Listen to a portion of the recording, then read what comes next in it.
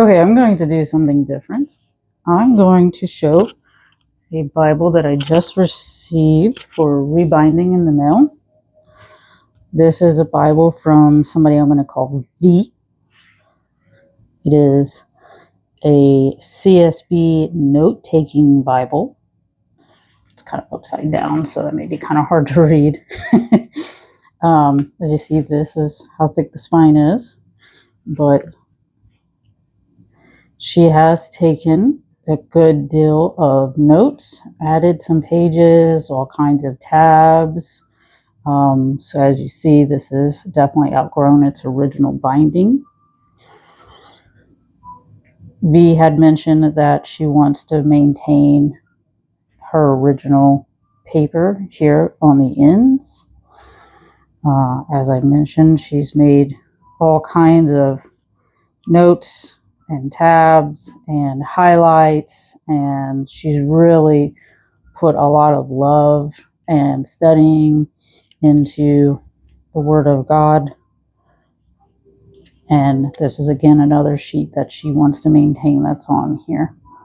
So I just wanted to show what it looks like before I get started, and I will take different videos throughout the process to show how things are going. My first step is going to be peeling these inside the cover papers out. I have experimented on another Bible that I'm going to rebind, and I figured out how to do it, so I should in theory be able to apply the same principle here. So I got the cover off, which I worked at it and got it off fairly cleanly. What I did was I just cut along the edge here and just laid this over on its side. But the problem is it wants to fold. It's kind of crinkled in some areas. There's even a few little tears, and this is unfortunately a bigger tear right here, and here. And then some of these stickers and stuff want to come down. So I am going to glue this onto a sheet of paper. I have some archival tape to hopefully fix that. But it's all together and not terrible for the most part.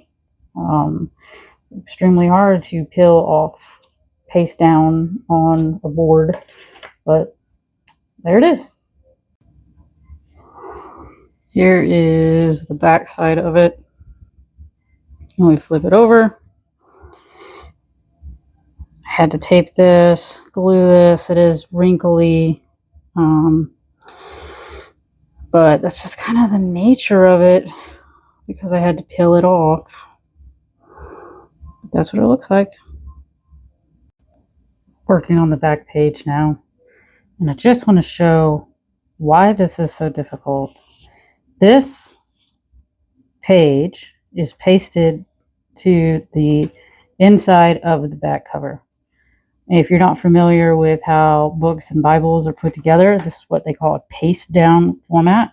So this sheet and this sheet are pasted. They're one big sheet, and part of it is pasted onto the inside of this cover. And so I have to peel this off. There's no way to do this, as far as I know, in a way that does not already wrinkle the page. So that's why there's great difficulty with this. So I just have to take my time and just pull very gently and make sure that I am not tearing into this inside cover at all. Okay, so I have it all pulled apart. Here is the front and back covers and the spine. And you can see where I literally just peeled this apart, and I put brown paper on the front and the back because the inside of the covers were really, really thin. It is wrinkly, unfortunately, just because the way you have to peel it off. But here it is, completely uncovered. And now my next step is to get some measurements, and then I will peel off the glue from the spine.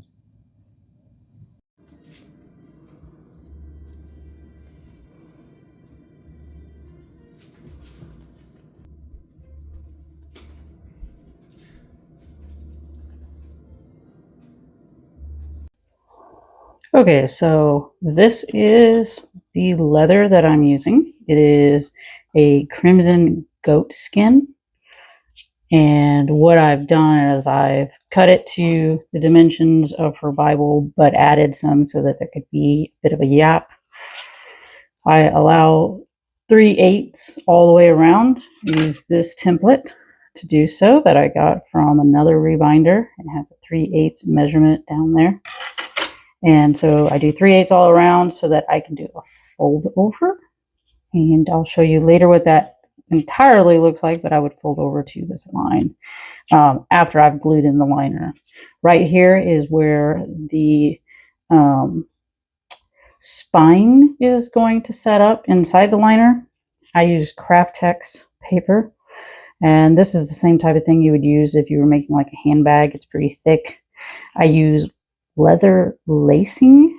I glue it to here. They're all 1 inch apart, and so what will happen is I will glue this onto here once the laces have set up, and then I will flip this around and I will tool it so that it will have raised spine hubs. I'll show you that when I have it completed. Okay, so I am currently working on tooling the spine hubs. These are tooled. You can tell because of how much they stand up. These are not tooled yet. You can kind of see them sticking up on this side. And all I do is I just go back and forth with my tooling tool. I don't know what this tool is called. And anyways, I go back and forth. The friction and the pressure will eventually kind of like make these come out as well. But there will be 4 raised spine hubs. So I've done the stamping. I think this part turned out good. I'm not too crazy about that part right there, but I can't really do anything about that. So unfortunately, this is just how it has to live. In other news, I do have V's Bible in the book press, and I had to buy longer carriage bolts just to make it fit, and because of the shape of it, as you see, I've had to tighten them at varying lengths. That's just because of how big and oddly shaped it is.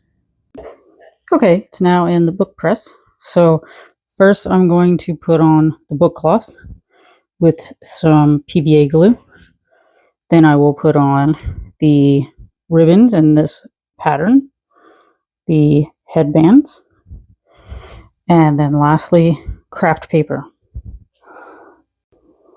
Now it's in the book press with all of the different layers that I had mentioned earlier in the 3 ribbons.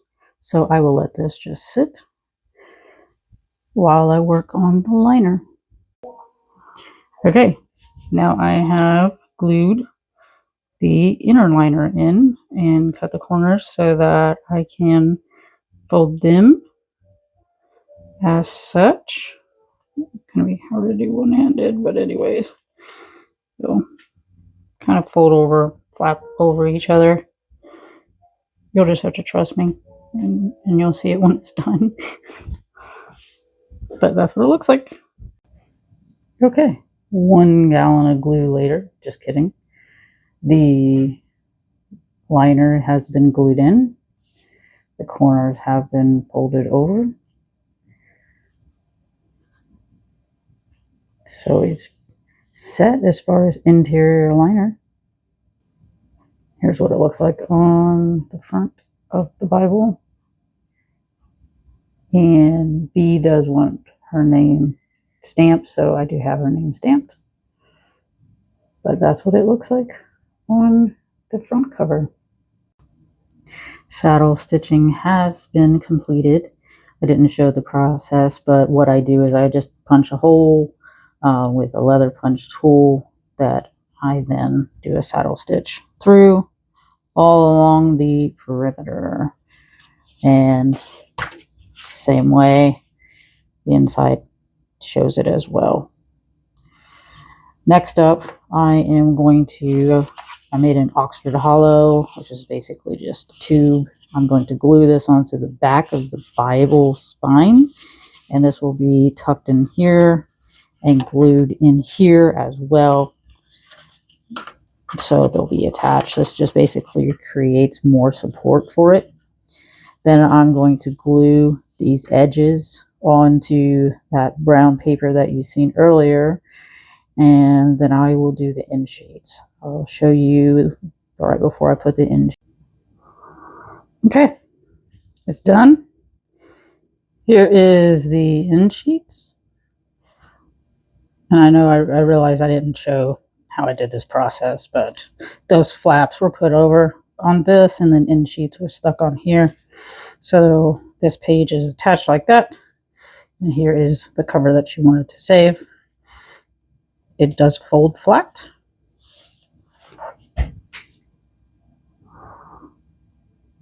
That's what that looks like. And the back is much like the front. It has an end sheet as well. My logo.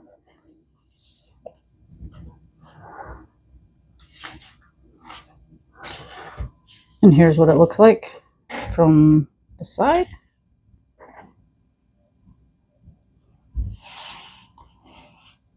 And this side. And there it is.